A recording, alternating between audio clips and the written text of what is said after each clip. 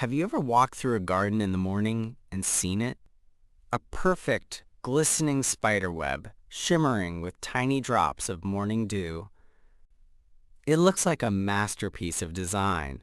How does a tiny spider, all by itself, build something so complex and so perfect every single time? Unlike a human builder, a spider doesn't go to school. It doesn't have blueprints, a ruler, or a level to guide it. The incredible truth is, spiders are born with this knowledge. It's an instinct, a building program coded directly into their brains. From the moment they hatch, they know the sequence of steps to create these amazing structures. But what are those steps? The entire process begins with a single, almost magical thread that seems to appear out of thin air. First, the spider needs to get from one point to another, like from a tree branch to a nearby fence post. It needs to build a bridge. To do this, it releases a very thin, lightweight silk thread from its body. This thread is so light that it gets carried by the slightest breeze. The spider waits patiently until this floating thread snags onto something on the other side, forming the very first connection. This is called the bridge line. Once the bridge line is secure, the spider carefully walks across it, often reinforcing it with a second thread to make it stronger. Now the foundation is laid.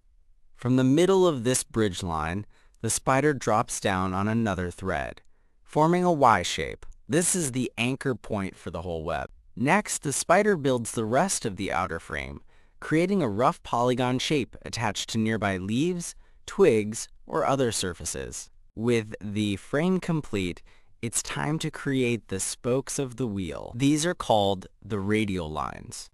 The spider starts from the center, or hub, and walks out to the edge of the frame, laying down a straight line of silk. Then it returns to the center to start the next one.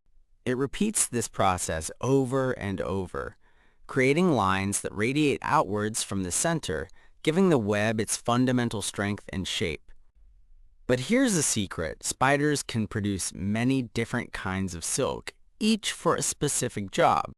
The frame and these radial lines are made from a strong, non-sticky silk. This is the web skeleton, the strong framework that holds everything together. Now, with the spokes in place, the spider starts weaving a temporary spiral, beginning near the center and moving outwards. This temporary spiral is also made of non-sticky silk. It acts like a scaffold, giving the spider a path to walk on for the next, most crucial step. It holds the radial lines in place and provides a guide for spacing the final, sticky part of the web. Now for the final and most important part, the capture spiral. This is the sticky trap designed to catch insects for dinner. The spider starts from the outside of the web and slowly works its way inward, carefully laying down a new spiral made of incredibly sticky, stretchy silk.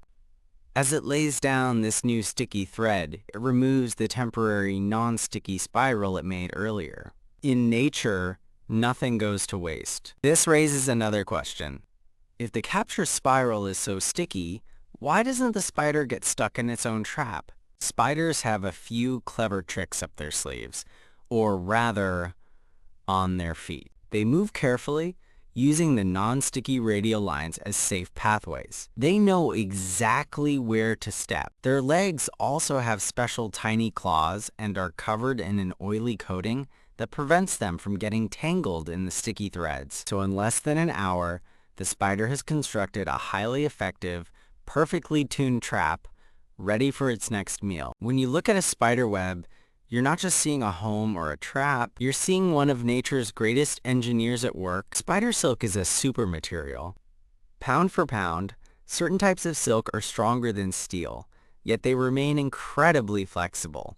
Scientists and engineers study spider webs for inspiration. This field is called biomimicry, where we learn from nature's genius to solve human problems. The web's design is a model of efficiency. It uses the least amount of material possible to cover the largest area, making it both strong and lightweight. The world around us is full of these hidden experts. Animals, plants, and even tiny insects have been solving complex engineering problems for millions of years. The spider doesn't think about physics or geometry, but its web follows the rules of both perfectly. It is a masterpiece of instinct. So the next time you see a spider web, take a closer look. You're looking at a solution that nature has perfected, a tiny marvel of engineering hiding in plain sight.